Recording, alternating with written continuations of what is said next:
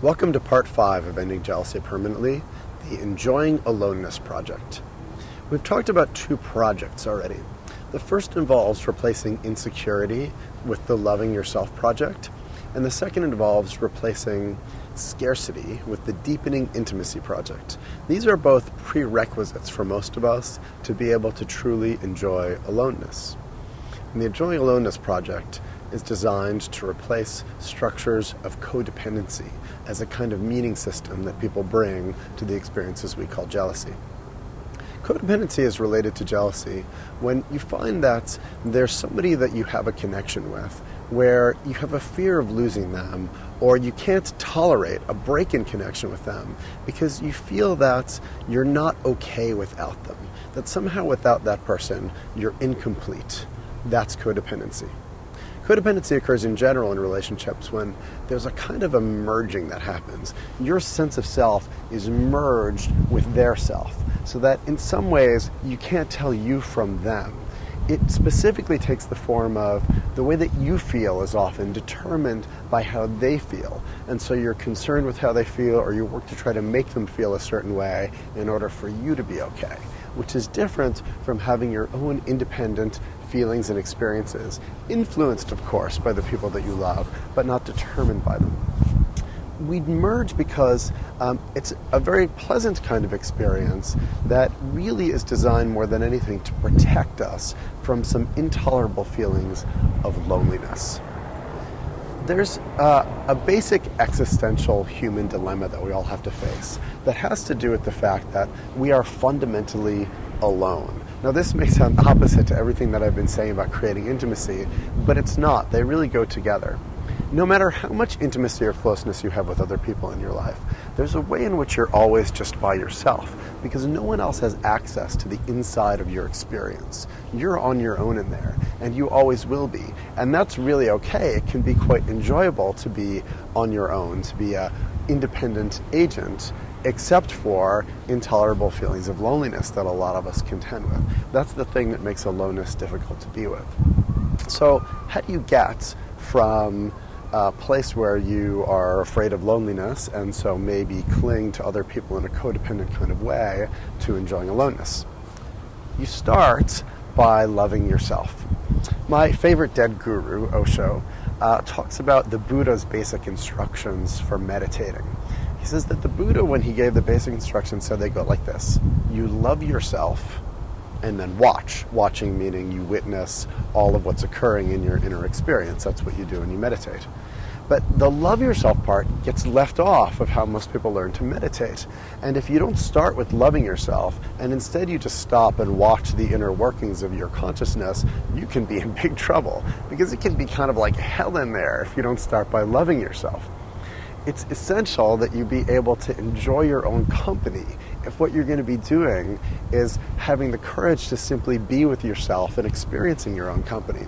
A lot of the meditation practices that Thich Nhat Hanh teaches are very much like this. They involve smiling at yourself or being friendly with yourself, loving the person who's meditating in order to be able to really be able to just be with yourself and have that be okay. So that's where you start. You start by loving yourself. Then you've got to deepen intimacy. The reason this is important is that if your basic interpersonal needs are unmet, or if they've never been met, then aloneness is just painful. And it's going to be painful. There's going to be desperation that's involved with that. In order to not have that desperation, you've got to be practicing creating intimacy everywhere you go. If you've got that as a kind of a background or a foundation, then being alone can be wonderful. It can be free of that experience of desperation. So actually, try playing with these concepts with me right now.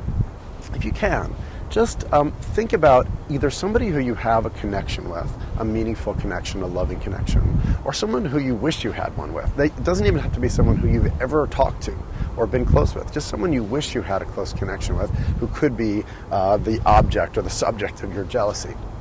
And I want you to try to sense your connection with that person right now. Now, it's kind of a weird thing to suggest. How can you sense your connection with the person if they're not there? Or maybe if you've actually never had a connection with them. But try it, and I bet you can do it. Can you sense what it would be like to have them be here in connection with you? It's kind of like focusing on the love when you're noticing all the feelings that accompany the experiences of jealousy.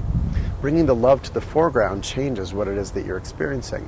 And this is very much like that. There is something like love. There's a sense of connectedness that you have already right now within you without anybody else needing to be around. And you can learn to tune into this and just kind of bask in it. You can be in this sense of connection right now because it's in you. It is whole and complete in you already, which is one of the reasons it's possible to enjoy aloneness, because you've got this in yourself. You've been looking for it outside of yourself, and that makes sense because it is out there as well, but you've got it within you, even if no one else is around. So can you sense it? Can you sense that connection to others that you love and care about and wish to be close to? And now that you sense it, can you drop it? Can you let it go? And can you just be with yourself? And being with yourself means, it's kind of like meditating, but without the meditation. There's no technique here. It's just, can you appreciate being you? Can you just enjoy the kinds of places that your thoughts go and how it feels to be in your body? Can you take pride in how much it's taken for you to get to this place that you are in your life right now? And also have empathy for the ways that you've struggled to just be a person, because it's hard being a human being. Can you give yourself all that appreciation and enjoyment of yourself as you are right now? If you can get to this place where you can just appreciate yourself and enjoy being with yourself, something wonderful can happen. Jealousy, it can kind of just melt away, because if you think about it, what's the worst thing that could happen? If there's somebody who you love or are close with or wish to be close with and you can't be, well, then you're left getting to enjoy being with yourself. That's really the worst outcome, and that turns out to be a pretty good outcome. Jealousy can melt away because you get to the point where, even though we all need people, you don't need any particular person in the way that you used to. You won't clutch or grasp as you did before.